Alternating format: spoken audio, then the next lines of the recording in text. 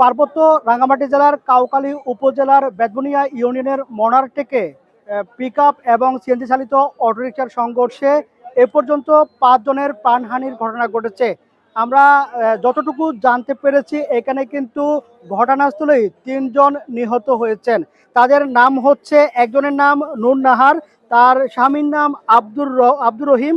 তিনি এখানকার বেতবুনিয়া ইউনিয়নের তালুকদার পাড়ার বাসিন্দা বলে আমরা জানতে পেরেছি। এছাড়া আমাদের রাউজান উপজেলার পৌর এলাকার ৯ নম্বর ওয়ার্ডের বাসিন্দা একজন নিহত হয়েছেন। তার নাম তোরফ আলী, তার পিতার নাম সোয়াব আলী, তিনি কাজীপাড়ার বাসিন্দা বলে আমরা জেনেছি। এছাড়া মাহমুদুর রহমান বাচ্চু নামে হাটহাজারী উপজেলার আরও একজন নিহত হয়েছেন। অর্থাৎ যারা ঘটনাস্থলে প্রাণ হারিয়েছেন ৩ জনের পরিচয় নিশ্চিত হওয়া গেছে। আমরা নূর নাহার বেগমের ভাই আনোয়ার হোসেনের সাথে কথা বলেছিলাম। তিনি আমাদেরকে জানিয়েছেন যে তার বোন বাজার করার জন্য ঘর থেকে বের হয়েছিলেন, এর মধ্যে মর্মান্তিক সড়ক দুর্ঘটনায় তিনি নিহত হওয়ার সংবাদ পেয়ে তিনি এখানে এসেছেন। তার বলেন, আপনারা কি খবর পেয়েছেন, কখন খবর পেয়েছেন? এখন খবর পেয়েছি আমার বোন বাজারে আসছিল, বাজার করে বাসায় যাচ্ছিল, মাঝপথে আমার বোন গাড়ি অ্যাক্সিডেন্ট হয়েছে। এখন এই লাশ এখন পোস্টমর্টম করে নিতে যাইতেছে। আমরা পোস্টমর্টম করাবো না, এখন বলে ডিসি সার্টিফিকেট লাগবে। আমি সেজন্য ডিসির কাছে যাচ্ছি। আমার বোনকে আমি বিয়া করবো না, পোস্টমর্টম করাবো না। এবার আমরা একটু কথা বলতে চাই প্রত্যক্ষদর্শী মনিরুল ইসলামের সাথে। জি মনিরুল ইসলাম, আপনি একটু জানাবেন আপনি কি দেখেছিলেন? আমি রাস্তা দিয়ে আসছিলাম, আসতে লেগে দেখি হঠাৎ করে মানে ওই পারে কিছু লাশ পড়ে আছে। ওই পারে ওখানে কেউ ছিল না, কিন্তু ওই জায়গাটা একদম মনে করেন যে ফাঁকা ছিল, কেউ ছিল না ওখানে। আমার পেছনে একটা গাড়ি আসতেছিল, গাড়িটারে চলে যাইতে লাগছিল, পরে তারে থামাইলাম। থামানোর পরে কি করা যায় আসলে বুঝে পাচ্ছিলাম না, ওই মুহূর্তে দিশাহারা হয়েছিলাম। পরে আমি বুদ্ধি করে 999 ফোন দিতে লাগি, সেখানে কোনো নেটও ছিল না আর কি, ফোন দিতে লাগি ফোন ঢুকে না আর কি। পরবর্তীতে আমি বেতবনিয়া থানা ফাঁড়িতে এসে 2টা পুলিশ সদস্যকে নিয়ে যাওয়ার পরে দেখি সবাই প্রায় মারা যাবো অবস্থা। এর ভেতর 2 জন মনে হয় বেঁচে ছিল, 3 জনকে পাঠাই দেওয়া হয়েছিল। একটু শুনলাম যে 3 জন নাকি 3 জনের ভিতর নাকি 2 জন মারা গেছে আর একজন নাকি বেঁচে আছে এখনো। এই হচ্ছে আর কি মূল ঘটনা।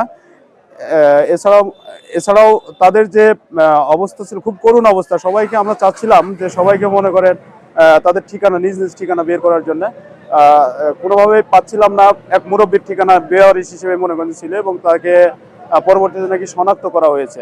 এই হচ্ছে ঘটনা। আমার নাম মনিরুল ইসলাম, আমি হাটহাজারীতে থাকি। আমার বাড়ি রাজশাহী নাটোর জেলার লালপুর থানাতে। এছাড়া আরো একজনের মরদেহ রয়েছে মারমা সম্প্রদায়ের। তিনি আমরা ধারণা করছি পার্বত্য রাঙ্গামাটি জেলার বাসিন্দা হতে পারে, সেটা আমরা ধারণা করছি।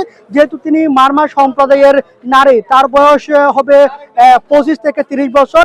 এছাড়া চট্টগ্রাম মেডিকেল কলেজ হাসপাতালে আরো একজনের প্রাণহানির ঘটনা ঘটেছে বলে আমরা সেখানকার পুলিশ ফাঁড়ির ইনচার্জের সাথে কথা বলে নিশ্চিত হতে পেরেছি। আপনারা দেখতে পাচ্ছেন এখানে তাদের স্বজনরা এসেছেন, 2টি পরিবার এখানে এসেছে। দেখতে পাচ্ছেন এখানে স্বজনরা কিন্তু এসেছেন, তাদের স্বজনরা কিন্তু আহাজারি করছেন, সেটা দেখতে পাচ্ছি।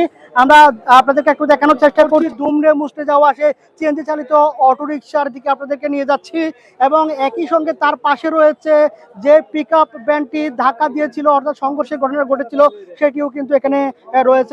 আমরা পুলিশের সাথে কথা বলেছি, তারা বলছেন যে ঘটনাস্থলে 3 জনের প্রাণহানির ঘটনা ঘটেছে এবং বাকি 2 জনকে মেডিকেলে নিয়ে যাওয়ার পর বা পথে তারা প্রাণ হারিয়েছেন। স্থানে এটা ঢাকা চট্টগ্রাম রাঙ্গামাটি সড়ক, এটা আঞ্চলিক সড়ক আছে। এখানে আপনার এই যে এটা সিএনজি সাথে আমাদের এটা হচ্ছে মিনি, যেটা ওই মিনি পিক আপ বলে, এইটার মুখোমুখি সংঘর্ষ হয়। সংঘর্ষের ফলে এ পর্যন্ত আমরা 5 জনের মৃত্যুর খবর নিশ্চিত হয়েছে। এর মধ্যে 2 জনের dead body Raozan public private হাসপাতালে আছে, আর বাকি 3 জনের ডেড বডি আমাদের এখানে ফাঁড়িতে আছে। এখানে তাদের শ্রোতালয় অন্যান্য কার্যক্রম চলমান আছে। আমরা 2টা গাড়ি এর মধ্যে হেফাজতে নিয়েছি। এটা আসলে খুব দুঃখজনক এবং মর্মান্তিক একটা দুর্ঘটনা।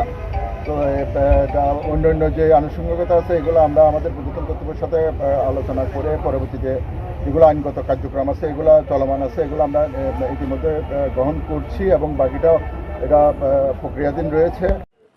তো পার্বত্য রাঙ্গামাটি জেলার কাউখালী উপজেলার বেতবুনিয়া ইউনিয়নের বেতবুনিয়া পুলিশ ফাঁড়ির পুলিশ ক্যাম্প থেকে আমার কাছে ছিল সর্বশেষ। আবারও অন্য কোনো স্থান থেকে অন্য কোনো সময়ে সরাসরি যুক্ত থাকার পত্র ব্যক্ত করে এখানে শেষ করছি।